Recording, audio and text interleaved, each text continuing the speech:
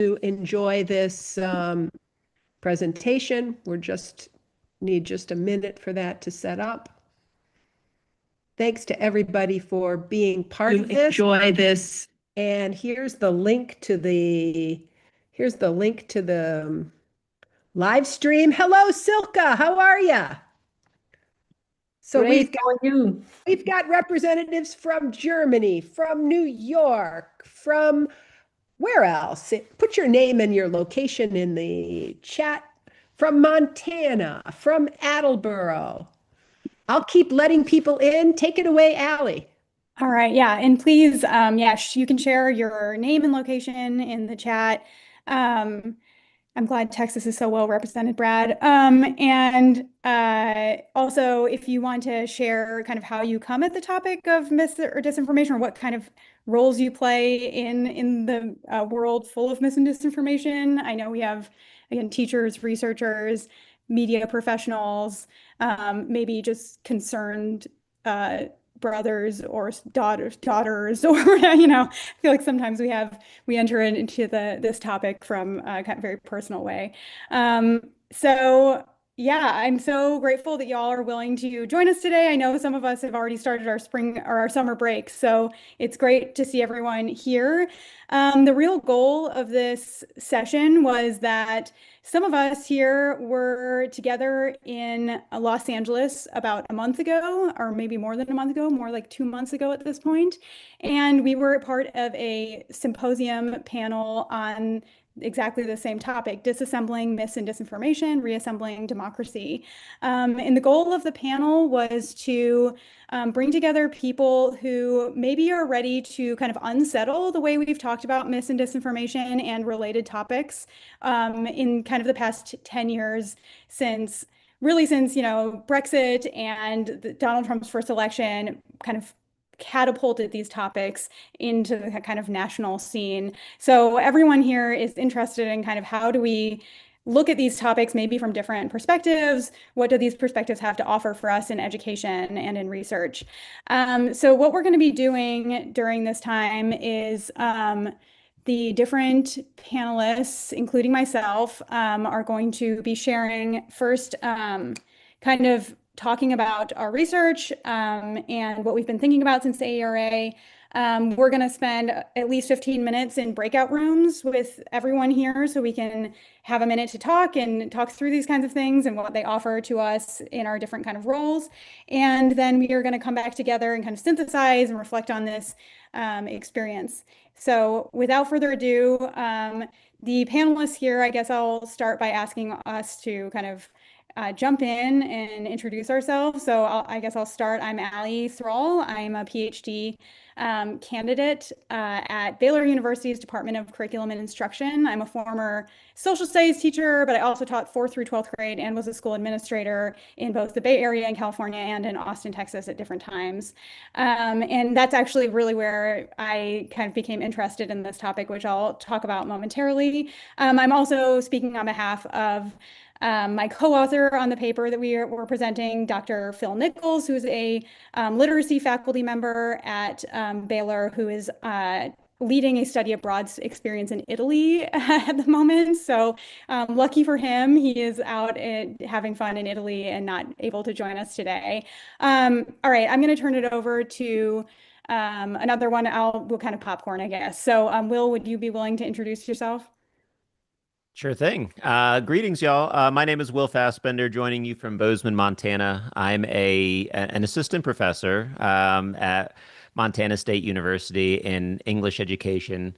Just a little bit about my background. I was an 8th grade English teacher in a very rural part of North Carolina for about 6 years, and a literacy coach for one of those years as well. And then it was sort of through the collaborations with Brad Robinson we met in grad school at University of Georgia that we started really thinking about technology and platforms, and also through that lens, also thinking about things like media literacy. So with that being said, I'll popcorn over to Brad.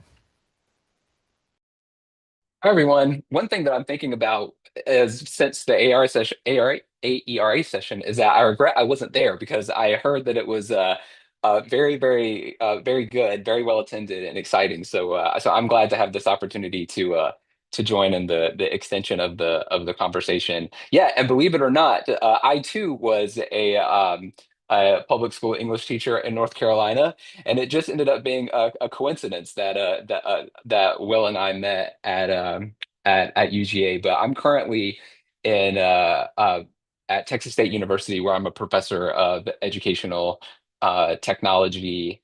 And yeah, it was kind of through our conversations about literacy and the intersection of technology, our experiences as English teachers, that we kind of came into this, interest in information ecologies and their intersections with literacy. And I, again, because I wasn't there, I'm not entirely sure who to popcorn over to. I guess I could go to Renee. I know that Renee's here. Is there anyone else? Chris? I'll popcorn to Chris. Yes, yeah. So hi, I am Chris Clark. I am a associate professor at the University of North Dakota. It's nice to have so many Georgia connections. I did a 1 year visiting at UGA way back in what was it, 2017, 2018. And so I think I missed y'all when you were down there, but yeah, I've been kind of very interested in media literacy more broadly, as well as the political ramifications of all of this information environment that we're in. I blame slash credit some of my advisors for telling me that, the University of Minnesota offers a PhD minor in political psychology. And so I was just this weird education interloper among all of these psychologists and political scientists. But I think it really kind of gave me an appetite for learning about this stuff and thinking about it. So yeah, I'm excited to be here. I am frantically texting my colleague Marty Schmeichel to make sure she uh, got the invite correctly, but if she doesn't show up, I have the honor of speaking for her as well. She was a wonderful collaborator on this paper. Great. I'm Renee Hobbs. I was the discussant for the AERA presentation that was so riveting, and basically got the opportunity to comment on each of the, was it 4 papers that were part of this, a very lively sort of reframing, challenging of the existing orthodoxies about fake news and teaching about fake news, and really inviting the academic research community of educators and scholars to reframe and kind of examine the sort of unintended negative consequences of the framing of misdisinfo. So I'm really happy to be part of this conversation as we kind of consider these issues and bring it to a broader community. All right. So without further ado, we're going to share kind of briefly in turn some of our thoughts about, during AURA, you're kind of required to talk about like the paper that you submitted, but all of these people have been working on mis and disinformation and, the kind of constellation of issues surrounding it, conspiracy theories, propaganda, and so forth, from different angles in their work over years now. So the kind of advantage of this webinar is that we can open it up and talk kind of more freely across that work and how we arrived at the work that we're doing now. So I think we're going to start there. And throughout, I just dropped a couple articles. So I'm sharing PDFs of some of this research that we've been doing into the chat as my co-presenters present. These two were from me and Phil, but as my co-presenters present, I'll drop some of their articles in as well. So I hope everyone can kind of benefit from getting behind the paywall for a moment here, since this is a learning community and this is the work authored by people in this group. So hopefully people can kind of keep up these lines of thinking throughout. So I will speak briefly about kind of what I presented with Phil at AERA and kind of how it relates to other work we've been doing. So kind of, as I said, I entered into this work as a practicing teacher still. I was teaching 8th grade United States history when I met Phil, and he and I actually started doing research in my classroom. So we actually came at this with kind of the practice before we came at it with the problem. So actually in the chat, you'll see the article, the speculative frictions article. So I know that what I'm about to say about like challenging mis and disinformation leaves us with very few like obvious concrete applications in the classroom, but this is an obvious concrete application in the classroom that I did in my classroom, and so other people can do it. So hopefully that helps to assuage some of that.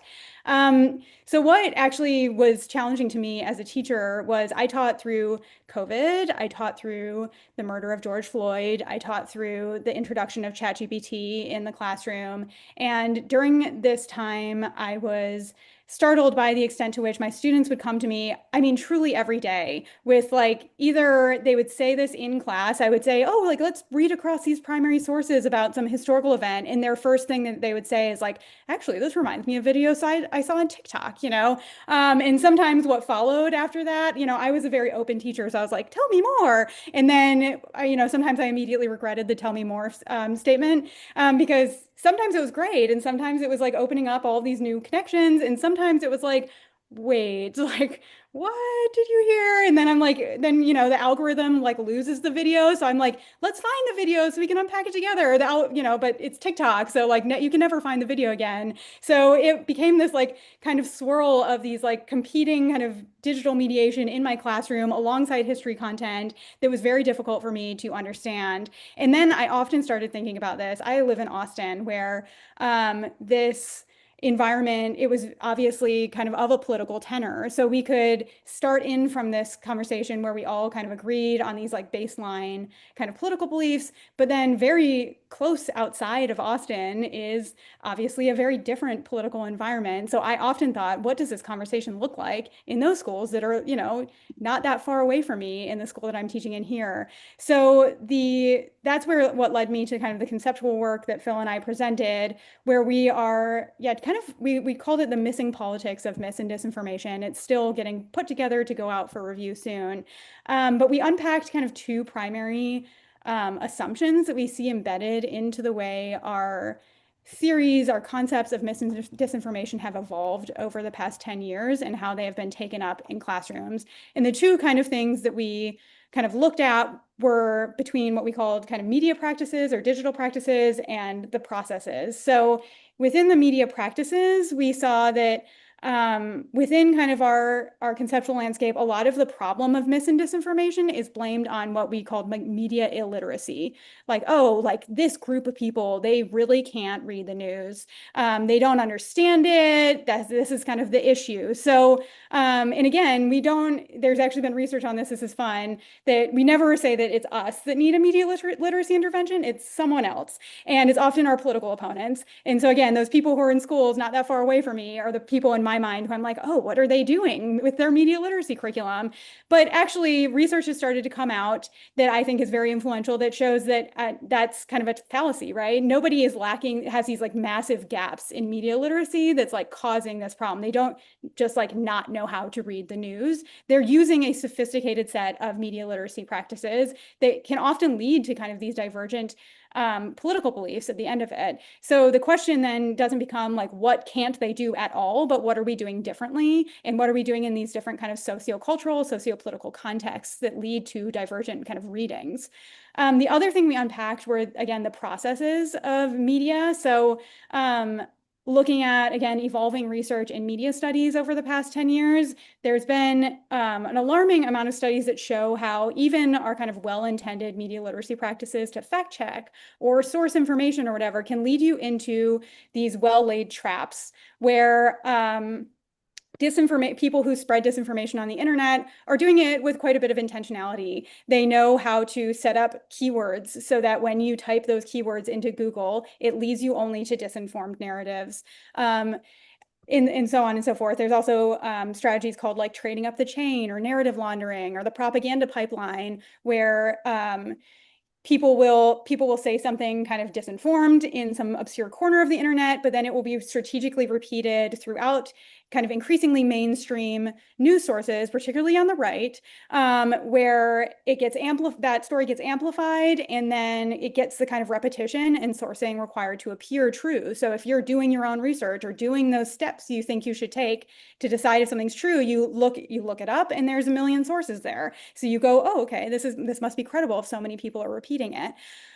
So together, when we take this and look back at our classroom strategies, we've kind of argued, we put the term out there that we see this bent towards what we call info solutionism in our classrooms, where we kind of think, oh, like if there's just bad information, if misinformation is just bad information, disinformation is bad information, we need to show people good information, which is well intended, but it doesn't necessarily break from either these kind of sociocultural practices that people use to make sense of the stuff that they read, or these like media processes that are kind of constricting them within these traps. So what we're doing is to simply kind of naming info solutionism and naming where we see this come up, and then trying to push past it. So what if info solutionism is out there, what kinds of practices do we need to kind of correct course and take into account all of this kind of more complex media stuff. So I'm going to leave it at that, and we can pick it up in the chats. And I will pass it on to Chris. Thanks. Yes, and I just put in the chat, I absolutely love that term, info solutionism, and it's like one of those things like, why didn't I think of that? That was, I think it captures quite a lot.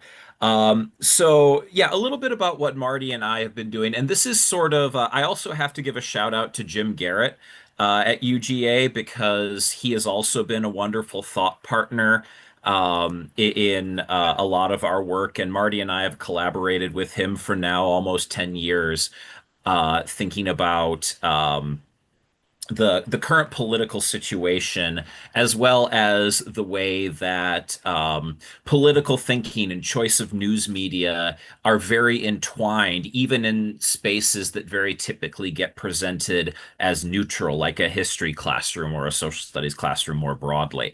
So this is sort of an outgrowth of that. And I think in recent years, especially as we've seen the second Trump term, as we've seen things like Brexit, George Floyd, and all of this, the political ramifications of an environment where, it's sort of informational Wild West, right? Where anything can kind of exist and be propagated and all of that stuff. So we've been thinking more in terms of directly connecting the social studies classroom to the political situation, which is a very uncomfortable fit for a lot of people, right? That, you know, every time we're like, oh, well, we need to be a bit more political in the social studies classroom, everyone is like, no. So like, and I get that, right? Because there are places in the country, my own state of North Dakota included, where that could be very dangerous to your career. And so we're left with this tension that Jim, Marty, and I have explored in a lot of venues of how do we combat a political problem in a way, in an environment that pushes us to be very apolitical, and in fact any move to deneutralize it is going to be met with a lot of resistance and consequences in a lot of places in this country. So that's kind of the tension that has sort of inspired this, that we're like, okay, well, let's focus on one element of this. And that brings us to the study that Marty and I did on propaganda. That pretty much, when I was growing up, pretty much every time we did World War One, two, we had to do a lesson on propaganda, right? We'd see the propaganda posters. When I taught U.S. history, I would show propaganda posters. I loved doing it because students were very engaged in it. They loved looking at the pictures and breaking down the imagery. So we thought that was a great place to start. And so our study that we presented at AERA is in its very initial stages, and it's not, we're refining it and expanding it right now. But the initial pass that we presented was, we just looked for where is propaganda and how is it taught in the social studies. And the short answer is that in half the states it isn't. I think it was something along the lines of 24 states actually mention propaganda, but the vast majority of those just mention it once. And it's almost always in the context of World War II. And there are exceptions to that. If we have any folks from Colorado, you can pat yourself on the back. Colorado actually has a fairly robust addressing of propaganda in its state standards. And so, in terms of, oh, did Marty make it? Excellent. She can chime in whenever. Please feel free. But really, aside from like the specific numbers and the specific mentions, we also want to consider why do we need to study propaganda and how we need to study propaganda? Because I think the problem if we just talk about propaganda in the past is that we miss what's right in front of our nose every day. And forgive me, those of you who were at the AER session, for repeating a joke, but it's a joke that I really like. That it's the Soviet journalist and the American journalist who are having a conversation, and the Soviet journalist says, you know, the thing I love about America is that you have such great propaganda. And the American journalist says, we don't have propaganda. And the Soviet journalist says, exactly. And so one of the things that we're missing when we confine propaganda to the past is that we are currently subject to an intense amount of propaganda. Especially under the current administration, it has become more visibly and obviously reminiscent of what we might consider historical strongman propaganda, like down from the face on the park passes, the banners that have everything, building triumphal arches when there is no discernible triumph to warrant an arch, and so there's these sorts of um, propagandistic moves that very much resemble the actions of strongman propaganda. And so, Marty, if you want to jump in here, I think you talk about this particularly nicely in terms of, you know, how is it that strongman propaganda is influencing us, or how is it trying to influence us? So I think that this definition of propaganda is part of what we are arguing in this paper, that it's had such a broad definition that it's been difficult in the last 10 years to really kind of separate it from the much, is it advertising? Is it anything that tries to convince people? And so we're kind of drawing from political scientists that have a much more precise definition of propaganda. And I think that that's the one that we're going to promote in terms of how social studies teachers or all teachers think about it, which is really intentionally trying to mislead from the truth. So I think that, yeah, I see this comment here, like in my notes about propaganda theories, I have made a comment like this is closer to what Orwell was talking about than what we usually think about it as.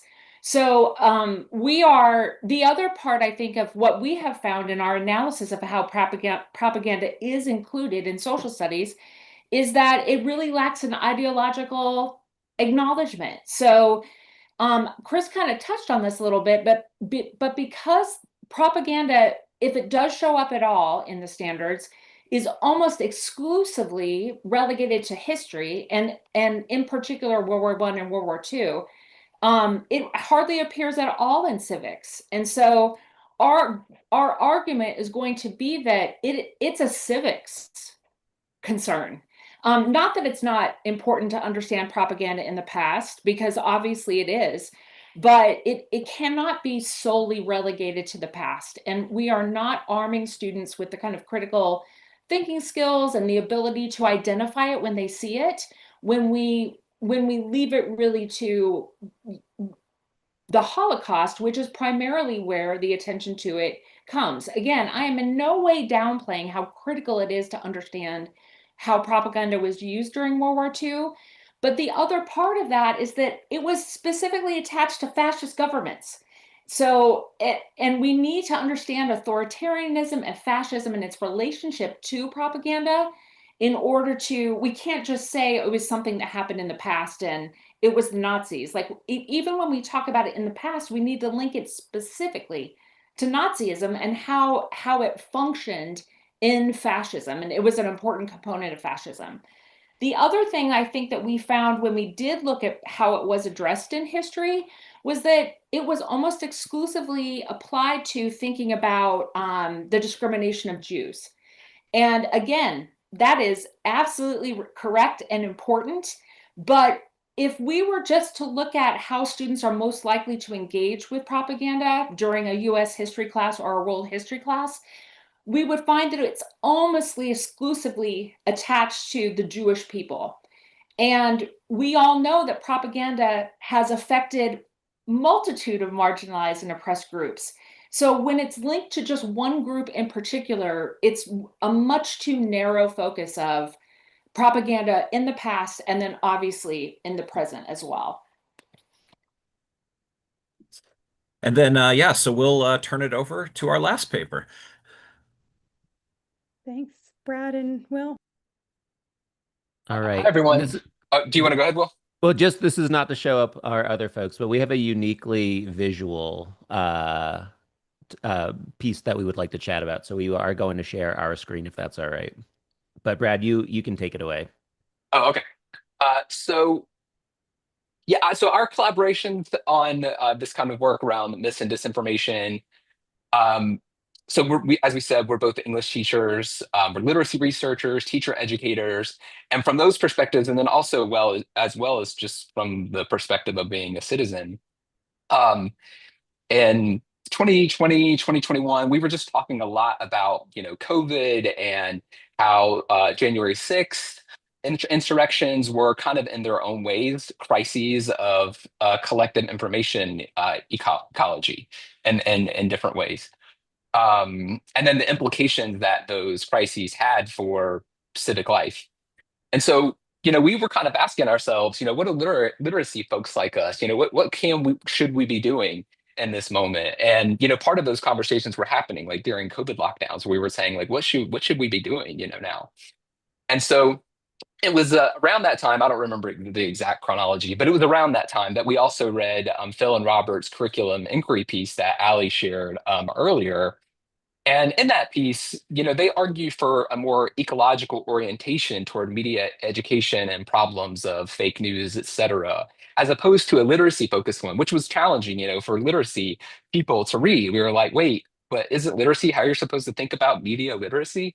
And so we found that piece enormously helpful because it helped us think through like issues around platforms, algorithms, the political economic interests that kind of shape how information circulates in the first place. And so that conversation and that new framing, we kind of arrived at a basic question, which is like, what is the US actually doing to respond to mis and disinformation? Who are the actors involved in this like project? How are they connected with one another? What are they doing? And so that led to our paper in Learning Media and Technology, which presents a visual network analysis of that response, which you can see in the slide there. And so it includes platforms, nonprofits, philanthropies, governmental actors, for-profits, and it shows how they're all like interconnected with one another. The Media Education Lab is on there, by the way. Uh, and so for us, it was a way to kind of visualize that ecological orientation that Phil and Robert articulated. We're like, well, if we wanted to imagine what this looks like, what would it look like? And so this is, I think, one version of what that might look like. And it also reflects what we think of as like a socio-technical orientation, which informs a lot of my work, which in this case is about how these information ecologies kind of emerge in relation to forms of social power and technological power, and how they kind of mutually reinforce one another. So the main thing that the map made visible to us was like a particular shape. And for us, it all seemed to there seemed to be this like network convergence around the media consuming individual as like the primary site of correction. That this is where the problem was located, and this is where the intervention needed to happen on the person. And so, and it was very little meaningful intervention happening at the level of platforms or federal regulation. And so we called this figure Homo media literatus, a callback to Foucault's Homo economicus, which he thought of as that neoliberal self who is defined by how they are governed to behave and bootstrap their way to economic security. And so for us, we thought of this figure of Homo media literatus in a similar way, like the figure who's got to kind of bootstrap their way to truth amidst, a rising tide of misinformation, disinformation, and various actors who are benefiting from it or not doing anything about it. And so platforms exploit it, benefit from it, et cetera. And so it was that finding that kind of began drawing us towards birds aren't real, which is what our AERA paper was about. Because the thing that was interesting, we came across it, but it didn't fit anywhere in our network. Like it was disconnected from any of the institutional actors that were responding. But at the same time, it was clearly undertaking its own response to a similar problem, but it was disconnected from these institutions. And so, yeah, we just thought it was something more than a kind of a internet curiosity. So I'll turn it over to Will. I think he's going to talk about the paper proper. Right. So thanks, Brad. So in the face of institutional failure, what are we to do? And I think this is a question that a lot of youth are asking themselves.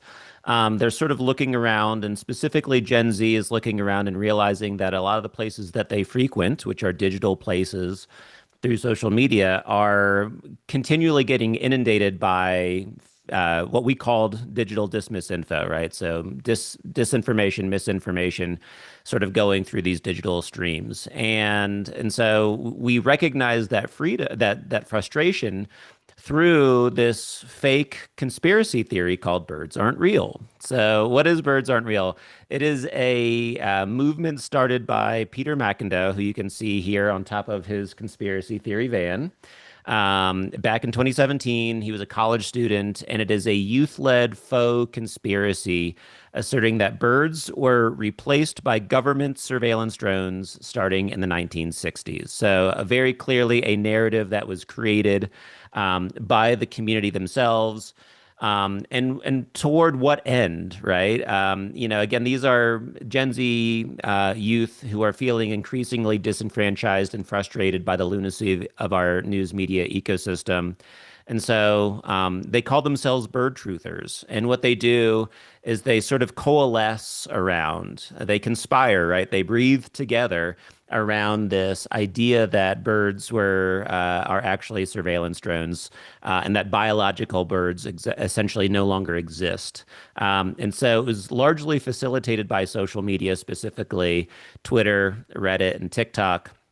And what we argue in our paper is that birds aren't real responds to our polluted information ecologies, like Nichols and LeBlanc stated, not by reducing the pollution, but by increasing it, right? By turning up the volume, by spreading a satirical conspiracy theory.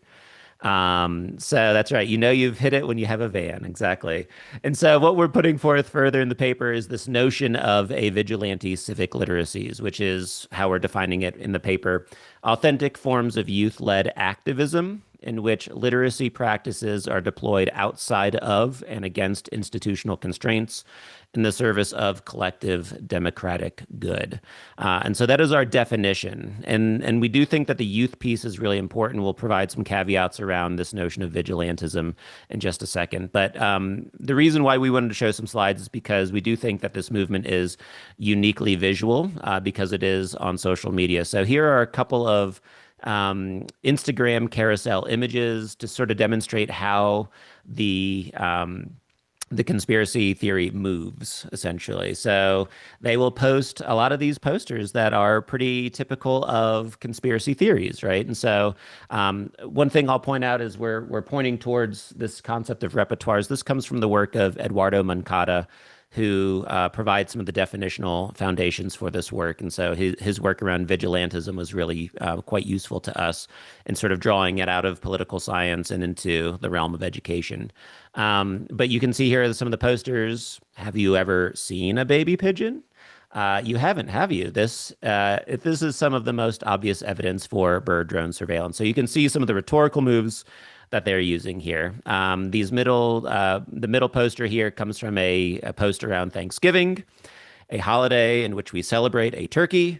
So Thanksgiving is no holiday. It's a fight for your mind. Don't give in. And then they use the typical trope of Pentagon whistleblowers and documents that have been redacted, as you can see sort of in that column over here. And then they did have another one for Christmas around why is it that we sing songs about partridges and a pear tree? Doesn't that seem awfully strange to you? So again, just a method of constantly those tropes of just asking questions or do your own research or drawing on deep state whistleblowers. I think these are all things that we can see as playful, what we're calling counter narratives to try to like mock and make fun and use satire and humor as a way to call back to the things that are happening online. But then they also have these IRL rallies, right? These in real life rallies where they will go, for example, to Twitter headquarters and they will march around Twitter headquarters and they'll ask again more questions. Why is it that, again, they had about a run of, I would say, solid 6 years, 2017 to 2023 ish. And, they are again asking questions. Why would one of the most popular social media sites at the time have the logo of a bird? Why would a short micro blog be called a tweet? Again, simply asking questions. And it became so big, as you can see in the image here at the bottom, they had a 60 Minutes profile done about them. This guy claimed to be, I think, the grandson of Antonin Scalia. I can neither confirm or deny. I have no idea. But these are all, you can see the posters here, very sardonic. They're watching, bird lies. This guy is saying that after he learned the truth, he got rid of his pet bird. So these movements from just social media to actual community coming together in place became quite a valuable part of the movement itself. I will leave not necessarily on a sour note, but I will say we do want to offer at least a caveat and the idea that vigilantism is not inherently democratic, right? We would argue that there was a vigilante civic literacy in place, perhaps with the January 6th Capitol rioters, those who felt as though there was a failure of institutional action. Decided to take action into their own hands, which is certainly a form of vigilantism and one that we do not co-sign onto. The types of vigilante civic literacies that we're thinking about with this project and trying to divorce ourselves from, for example, from January 6th, are things like youth-led banned book clubs that, again, are, we would argue, a vigilante civic literacy, one in which they look around and they see schools are not properly responding to the banning of books. Libraries aren't responding to it. Administration and their local communities aren't. And so they're taking those matters into their own hands when they realize and they look around that nobody's sort of taking the necessary action. So I'll pause there and toss it back to Brad in case he has anything else to offer. Yeah, so one of the questions, the prompts was like, how has your thinking like evolved or changed or whatever? And so one thing, about that is like just to emphasize, like birds aren't real. It's like funny. And so I think but for us, like the more interesting thing, or at least to me, is the fact that it was like doing that civic literacy work outside of, institutional network relations. And so what I've been thinking more about it, especially in light of, Will's comment about like the January 6th insurrectionist, is that it almost to me starts to seem more like a structural position that different actors can kind of like occupy. And I think we see it in other places too. For example, I was thinking this morning about the response networks on TikTok and Instagram that have been working to warn immigrant communities about ICE enforcement. And so these networks, the Justice Department has worked to suppress like actively, like when they got Apple to remove the ICE Block app from the App Store. But these are people, young people and old people, and they're working to leverage, those civic media ecologies that Phil and Robert wrote about. But they're deploying their literacy practices outside of and against institutional power. And it's a form of institutional power that has largely accrued its power through its capacity to pollute our shared information ecology. And so to me, it's like that kind of like taking the humor out of it and seeing that like the way that literacy practices are being deployed outside of institutions toward visions of the civic good is really what I kind of keep thinking about when I think about this relationship between vigilantism and civic literacy practices. And like in at a time of like, as someone I think already mentioned, decreasing institutional trust in our society, for people like us, I just feel like the question, what does media and civic education look like when a meaningful share of people, including like our students and their parents, just don't believe that the institutions sponsoring that education are like trustworthy anymore. And I think that's like a really, really challenging question. But I think that it's like in a group like this where we can like tackle those kinds of things. But yeah, that's all.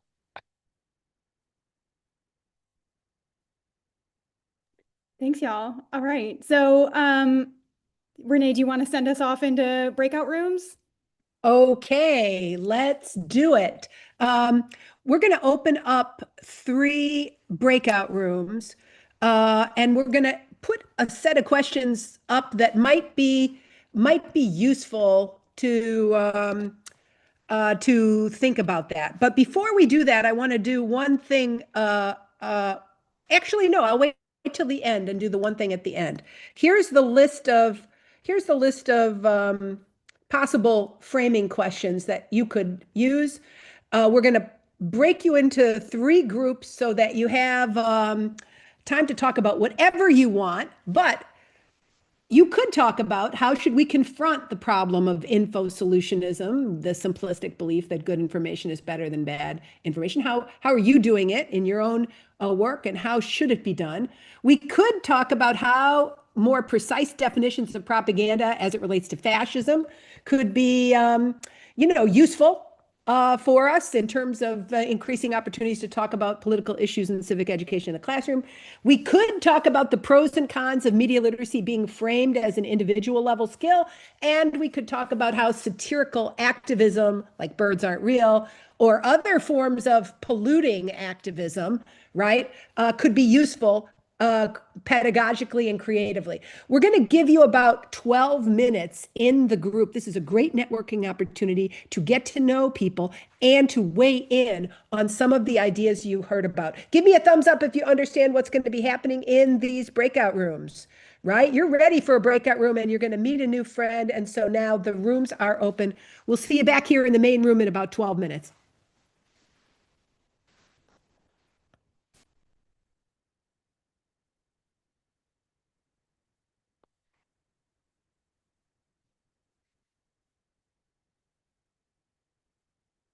I'm not seeing. Oh, You're not seeing, transfer to room. Is that it? that's it. Transfer to room.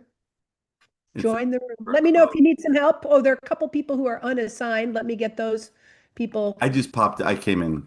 Oh, I good show. popped in, yeah. Perfect.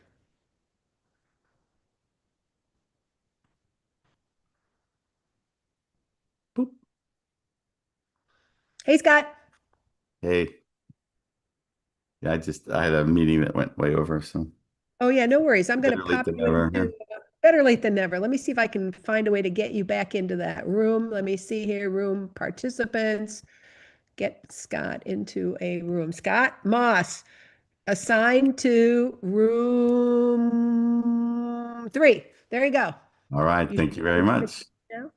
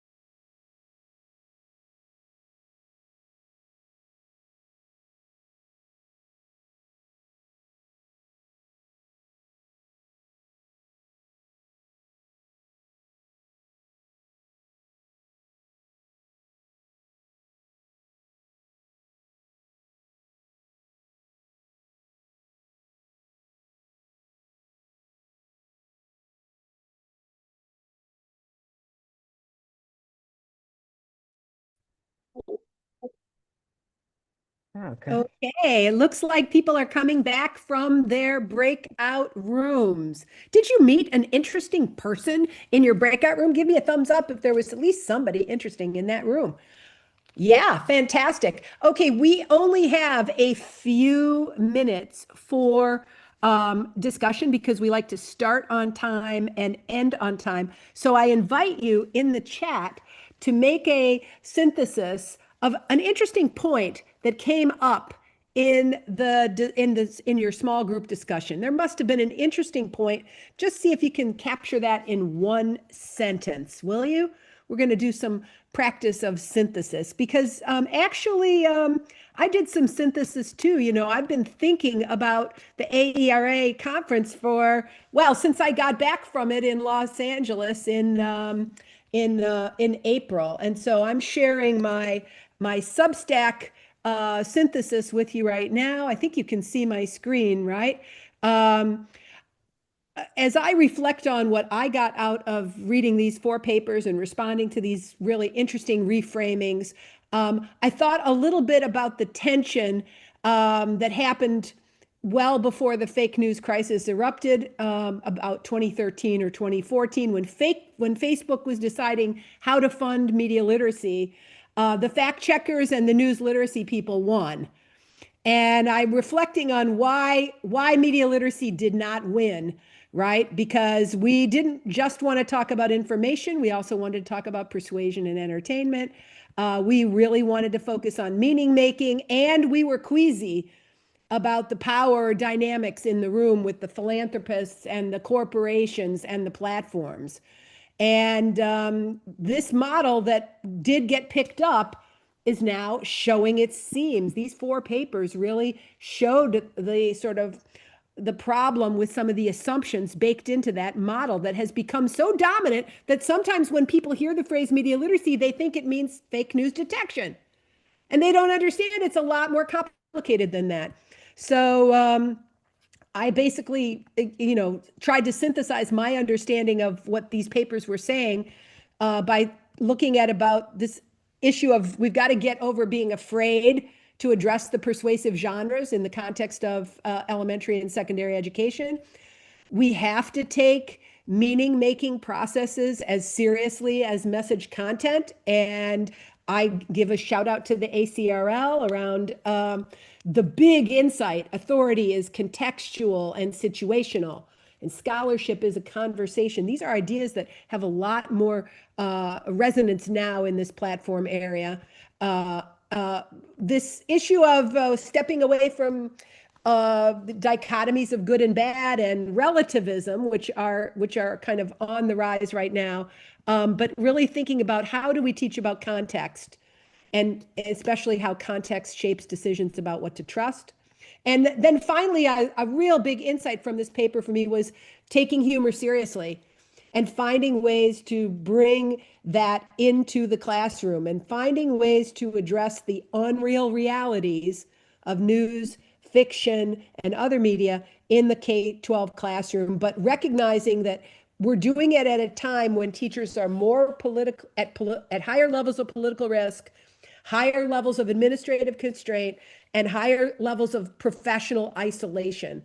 So yeah, so that in a way is like new problems for us to address in this civic space. I'm sharing my link to that Substack in the chat, and I want to give a big round of thanks to all the presenters today, and Allie, especially to you for organizing it. These papers are really cutting edge work on thinking about what media literacy needs to become in 2026 and beyond. And your participation today by adding to the complexity of this discourse is actually, it makes me feel very optimistic about the future. Weirdly, it makes me feel very optimistic about the future. So thank you so much for being part of it.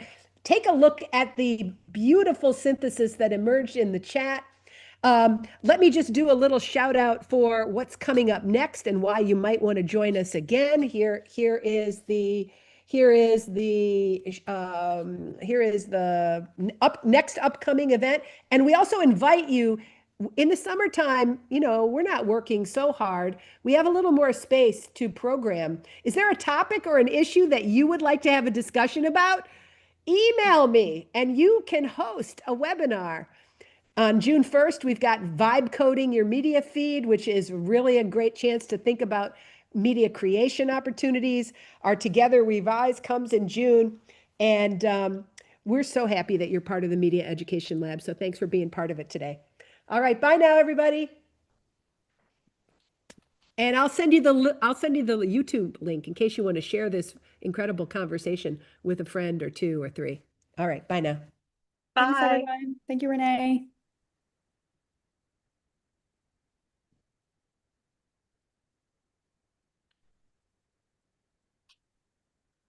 All right, that was cool. I'm going to send out the YouTube link here if I can find it. Here it is. Share, copy. All right, Katie, are you ready for guiding a webinar, my friend, on something you want to talk about? Yeah, we got to like get that on the books. So many things. Yeah. I'm close to May is May, but it's almost done. So it's like the end of my graduate students and they want their credentials. So all those exit interviews, end of this and our busy lives. But like, yeah, I'm getting on the books for all the things and I'm excited. Is it June or July 14th? We have some other yeah, all kinds of cool things. Looking forward to it. All right, see you later. Bye. Bye. Thank you, ma'am. Thank you very Thank much. you, It was Pardeep. very